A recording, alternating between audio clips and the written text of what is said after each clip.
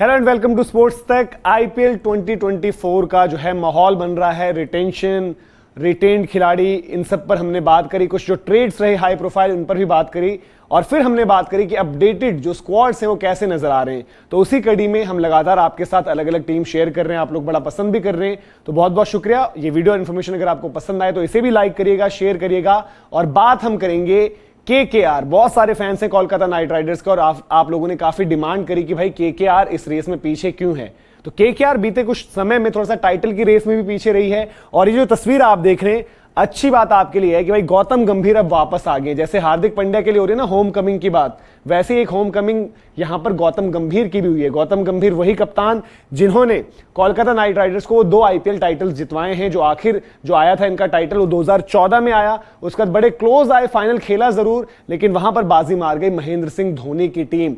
तो अब अगर बात करें तो एक तरीके से केकेआर के लिए अभी क्या सिनेरियो है, केकेआर का पूरा डिस्कस करेंगे, इन डिटेल आपको बताएंगे और क्या कुछ उनके टारगेट्स होने चाहिए। अच्छा, सारे स्क्वाड्स अब जब आप देखेंगे तो सबसे कम players as of now Kolkata Knight Riders के पास हैं। उनके पास सिर्फ और सिर्फ 13 खिलाड़ी हैं। उन्होंने अपना बॉलिंग डिपार्टमेंट अगर कहें, फास्ट बॉलिंग डिपार्टमेंट पूरा का पूरा ऑफलोड कर दिया। और ये शायद कह सकते हैं आपकी गौतम गंभीर इफेक्ट। जब वो आए हैं तो उनको पता है कि सबसे पहली चीज जरूरी क्या है कि हम देखें कि हमारी सही 11 क्या है। और उन सही 11 में काफी कुछ फैक्टर्स हैं। ईडन गार्डन्स का मैदान, अब मैं क्यों आपको कह रहा हूं कि 2.0 और गौतम गंभीर का वापस आना और फिर उस तरीके से स्पिन का जाल, ये सब चीजें क्यों हैं, क्योंकि इस वर्ल्ड कप में हमने ईडन गार्डन्स की विकेटों पर क्या देखा, स्पिन को असिस्टेंस। अगर आप उनका स्क्वाड देखें तो उनके पास क्या है, सुनील नरेन, वरुण चक्रवर्ती, सुयश शर्मा और बाकी भी स्पिनर से जरूर ऐड करना चाहेंगे। और कुछ ऐसे ऑप्शंस भी रहेंगे जो आप एक ऑलराउंड ऑप्शंस के तौर पर देख सकते हैं। तो ये आपकी स्क्रीन पर कोलकाता नाइट राइडर्स का करंट स्क्वाड हमने लगा दिया है, जहां पर अगर आप पर्स देखें तो पर्स की भी दिक्कत नहीं है।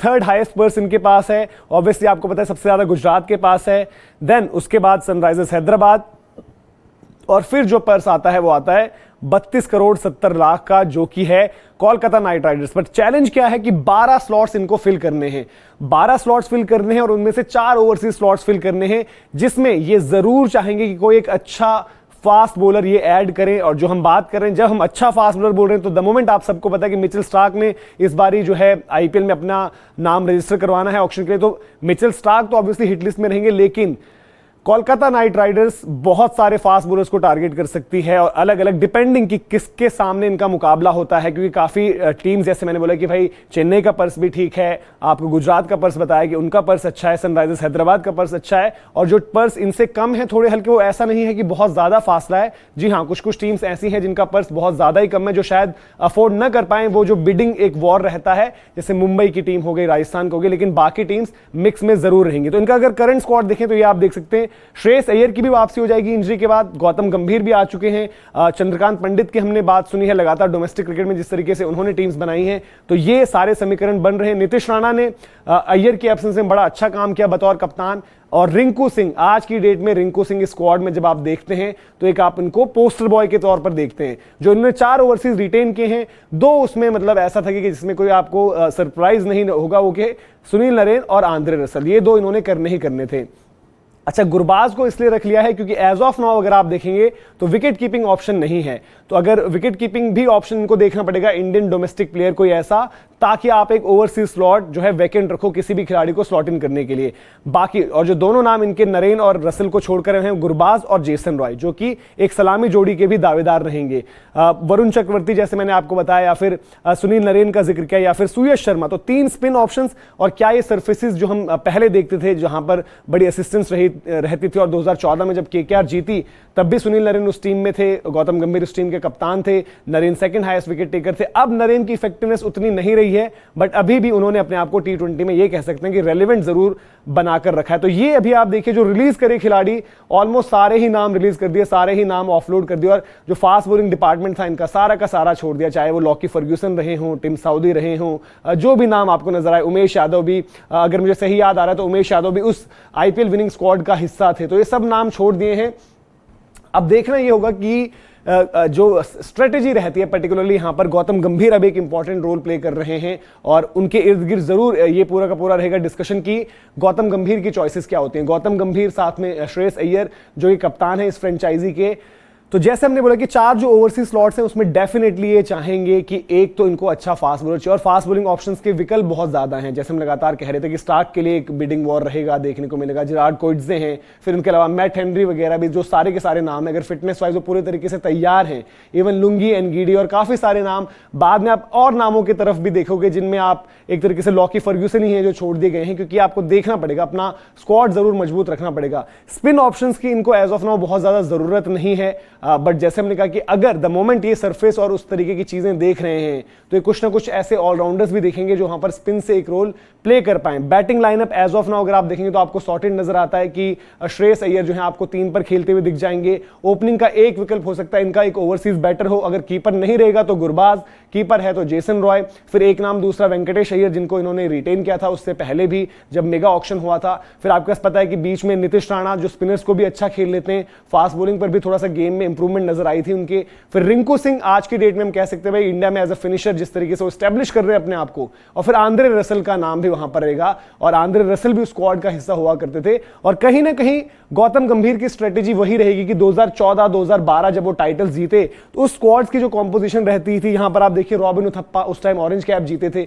इस तरीके की परफॉर्मेंस थी, टॉप ऑफ द ऑर्डर बड़ी कॉन्ट्रीब्यूशंस रही थी। फिर आपके पास मनीष पांडे थे, वहां पर एक डोमेस्टिक एक अच्छा प्लेयर जो लगातार कॉन्ट्रीब्यूट करता था। तो श्रेयस अय्यर आज की डेट में कप्तान है, उसी भूमिका में आप देख सकते हैं। यूसुफ पठान की एक प्रेजेंस होती थी, तब रसल उतना रेगुलरली खेलते नहीं थे, तो तब अब शायद वो चाहेंगे कि रसल वो वाला रोल अदा करें कि भाई फिनिशर के तौर पर जो परफॉर्मेंसेज होती थी उस टाइम पर शाकिब भी इनके पास होते थे। तो ऐसा भी ये विकल्प देखेंगे, क्योंकि अगर द मोमेंट अगर ये सोचते हैं कि सरफेसेस हमें उसी तरीके से चाहिए तो थोड़ा सा वो देखेंगे। और स्पिन के अच्छे प्लेयर्स, क्योंकि अगर आप सरफेस की हम बात कर रहे हैं वैसा रहे तो रिंकू जो डोमेस्टिक लगातार खेलते हैं, श्रेयस अय्यर वहां पर जो नाम हमने ले लिया, नीतीश राणा की जो हमने बात करी है, ये सब स्पिनर्स को अच्छा खेलते हैं। गुरबाज जिस तरीके के लाइनअप के साथ वो खेलते हैं अफगानिस्तान में जो उनकी तैयारी होती है, तो इनके पास ये सारे विकल्प अभी नजर आ रहे हैं। लेकिन टास्क क्या है जो आपकी स्क्रीन पर हमने दिखाया कि जो इनका स्क्वाड है इनको स्लॉट्स बड़े ज्यादा फिल इन करने हैं।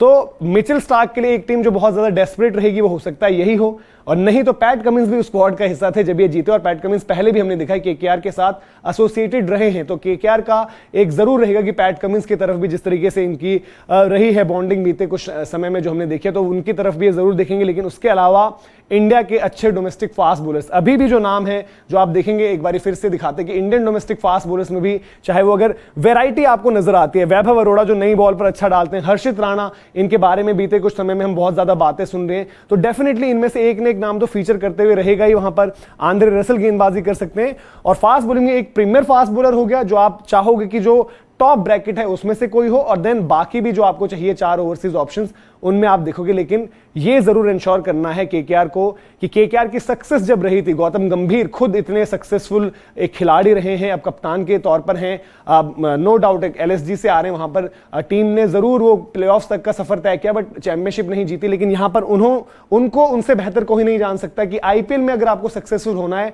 तो एक जो फॉर्मूला है वो है कि इंडियन डोमेस्टिक प्लेयर्स। तो इसीलिए एक डोमेस्टिक में जैसे हम विकेट कीपर बैटर का स्लॉट है उसकी बात कर रहे हैं, चाहे इंडियन डोमेस्टिक जो इनके पास स्पिन ऑप्शंस तो अच्छे हैं, फास्ट बॉलिंग ग्रुप में जिनकी हम बात कर रहे हैं, मिडिल ऑर्डर में batting options I don't think domestic cricket अगर आप देखेंगे इंडिया का इनसे बेहतर कहीं पर होंगे जो स्पिन को भी उतना ही बेहतर खेल लेते हैं। तो ये कड़ी इनको बस सॉल्व करनी है, तो उसके बाद हो सकता है जो कॉर्बो लॉर्डबो जीत बोरे वाली बात है, और जब इन्होंने पंजाब को आईपीएल फाइनल में हराया था, शाहरुख खान फिर पंजाब की जर्सी पहनकर डांस करते हुए नजर आए थे, और जो जश्न हुआ था उस दिन मैदान पर या फिर कोलकाता में जिस तरीके की सेलिब्रेशंस हुई थी वो डेफिनेटली गौतम गंभीर चाहेंगे कि एक बार फिर से हो। लेकिन वो जिम्मेदारी जो है इनको कहीं ना कहीं उसी तरीके से स्ट्रेटेजी बनानी होगी जिस तरीके से उन्होंने ऑफलोड कर दिया। दैट मींस क्लैरिटी है कि हमें क्या करना है।